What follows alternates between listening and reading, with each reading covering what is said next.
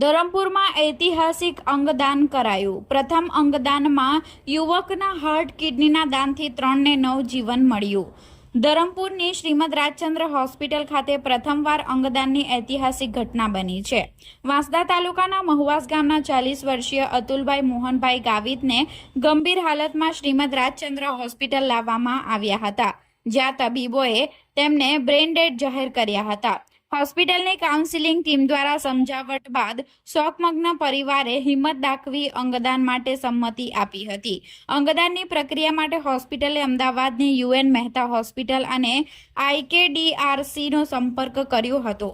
અમદાવાદની કાર્ડિયાક સર્જન, એનેસ્થેટિક્સ સહિતની ટીમ ધરમપુર આવી હતી। ધડકતું હાર્ટ ગ્રીન કોરિડોર મારફતે દમણ એરપોર્ટ અને ત્યાંથી હવાઈ માર્ગે અમદાવાદ પહોંચાડાયું હતું, જ્યારે કિડની એમ્બ્યુલન્સ મારફતે કિડની ઇન્સ્ટિટ્યૂટ અમદાવાદ ખાતે રવાના કરવામાં આવી હતી।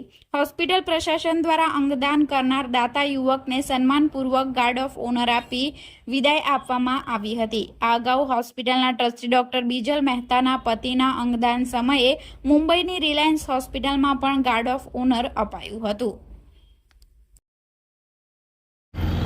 મારા ભાઈને પડી ગયા બાથરૂમમાં, તો એમને અહીંયા સારવાર અર્થે રાજચંદ્રમાં લઈ આવ્યા। તો અહીંયા સારવાર અર્થે એમને બ્રેન્ડેડ જાહેરાત કર્યા। તો અમે પરિવાર સાથે બધા આખો પરિવાર ભેગા મળીને ડિસિઝન લીધું કે હવે આપણા પાસે આપણો માણસ નથી, મારો ભાઈ નથી, તો આપણે હવે આગળથી કાર્યવાહી શું કરીએ।